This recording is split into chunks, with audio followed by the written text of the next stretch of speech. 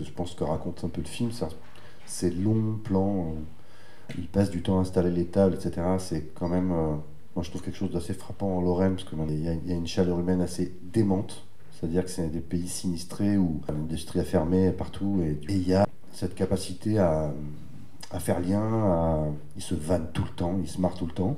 Ça, c'est le côté feel good movie. Après, il y a tout l'envers de ce décor-là qui est pas du tout que marrant, hein, c'est très clair.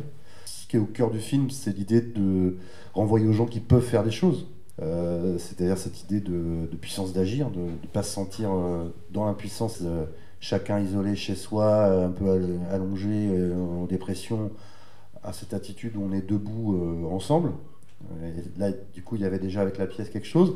Et puis, effectivement, il y a ce truc que Jean-Michel a nommé un certain nombre de fois après le débat, c'est-à-dire c'est bien de faire une action comme ça qui engage des gens sur là 2 ans, parce qu'il y a eu le Covid, mais normalement c'était prévu pour que ça dure un petit peu moins que ça.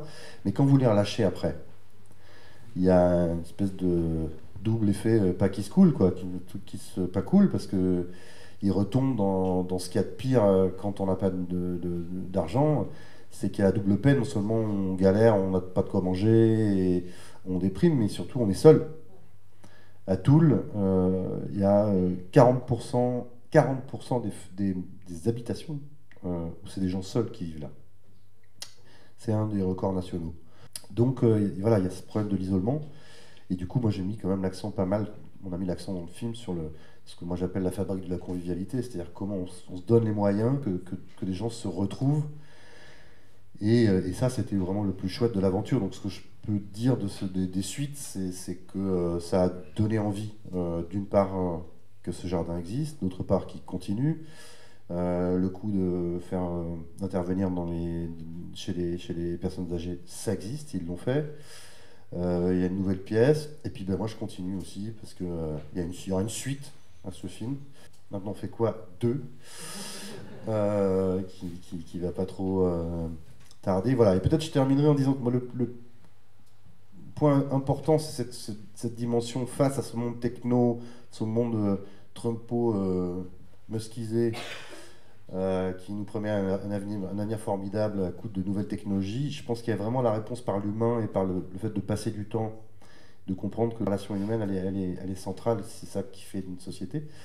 Et je dirais, souvent dans les discussions, il y avait ce côté un peu, bon voilà, là on fait quelque chose, quand on fait un jardin c'est concret, etc.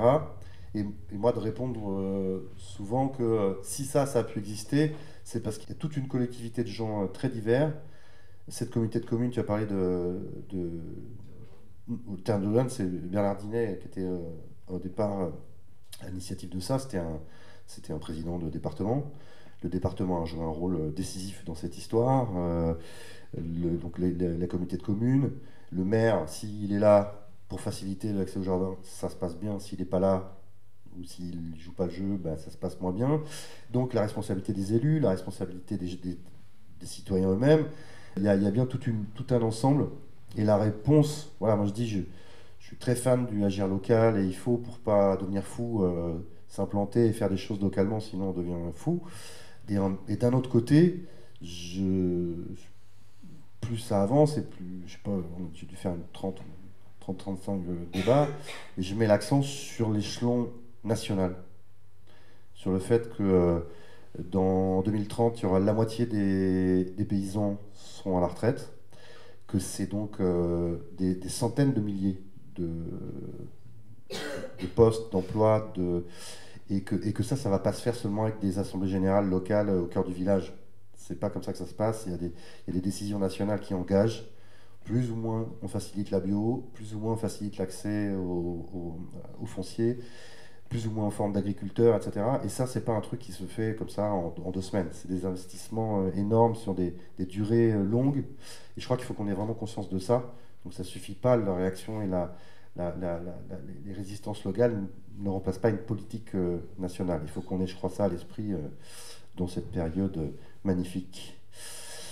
Voilà ce que je pouvais vous dire.